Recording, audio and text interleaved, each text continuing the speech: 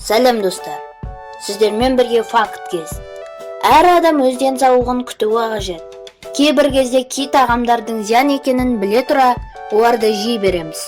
Бүгінгі видео әлемдегі ең зиянды тағамдар туралы болады. Ендеше біз бастаймыз.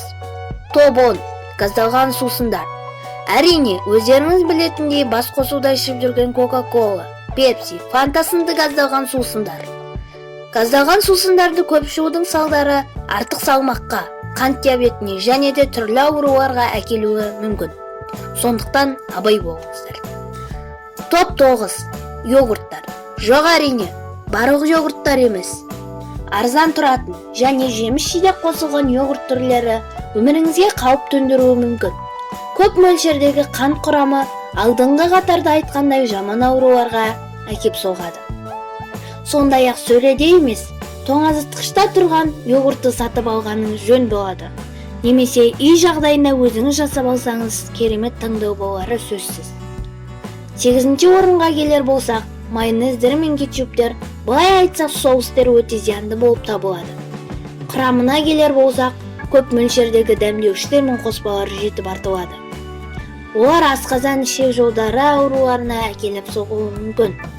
Оған қарағанда үйдің кобрасын немесе қаймағын жесеңіз де тамағыңыздың дәмін келтіреді. 7-ші орын алкогольдік сусындар. 1-ші орында Литва мемлекеті көш бастап тұр. Бірақ біздің елде де алкогольдік сусындарды тұтынатын адамдар жоқ емес. Статистикаға сүйенсек, Қазақстанда 2016 жылы 113,3 миллион литр арақ пен алкоголь өнімдері ішкі тұтынуға, экспортқа және резервке келеді. Оның ішінде 74,1 миллион литр тікелей халыққа сатылды. Шоколад батончиктері мен соратын және шайнайтын кәмпиттер 6-ші орынға тіреліп тұр. Олардың зияны сонша, олардың құрамында қант, бояуыштар мен химиялық қоспалар бар. Олардың құрамында жемістер мен жидектер емес, осы заттар химиялық бояуыштар бар. Бұндай тәттілер өсіп келе жатқан жас жеткіншектің ағзасын улайды. Оның орнына аздап қатты плита шоколадтар мен таза жидектерді жеген дұрысырақ болады. 5-ші орынға келер болсақ, шұжық өнімдері өте зиянды тағамдардың бірі. Әрине, табиғи шұжықтар да бар. Дегенмен арзан шұжықтардан сақ болыңыздар. Олар еттен емес, малдың терісінен, я болмаса қалдығынан жасалады. Оның орнына таза етті үй жағдайында әртүрлі тәсілмен дәмдетіп жесеңіз пайдалы болады. 4-ші орын құрғақ таңғаз мюслилері немесе орысша айтқанда хлопьялар. Әрине, жарнамаларда оның дәнді дақылдардан жасалған пайдалы таңғаз деп айтып жатады. Олар дәнді дақылдардан жасалады. Бірақ оны тексерістен өткізгенде тек қана көмір сулары қалады.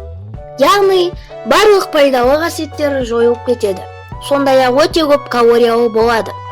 Ал оның салдары қант диабеті, семіздік ауруларына әкеліп соғады. Оның орнына жаңғақ жидектер немесе тосап қосылған 10 минуттық суы өте пайдалы болады. Кофе 3-ші орын. Себебі кофенің пайдасымен қоса зияны да бар. Қандай деп таңғалып тұрсыз ба?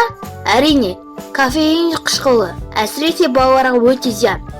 Кофе кальцийдің жетіспеуіне әсер етеді. Жүйке жүйесінің шаршауы да пайда болуы мүмкін. Бірақ кейде ішіп тұрсаңыз болады.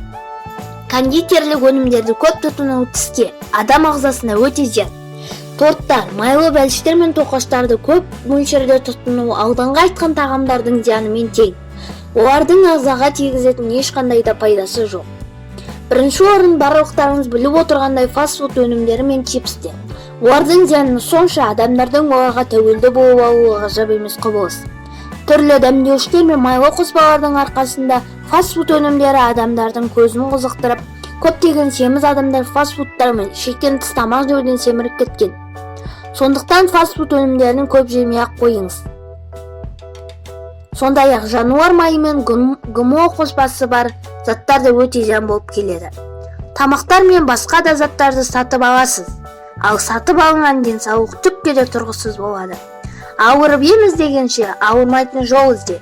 Бүгінгі видео ұнаса міндетті түрде лайк басып, біздің арнамызға тіркеліп, қасындағыны қоңыраушаны басып кетіңіздер. Ендеше сау болыңыздар. Жақындарыңыздың өмірі үшін осы видеоны бөлісіп жіберіңіздер. Сіздермен болған фактке ендеше сау болыңыздар.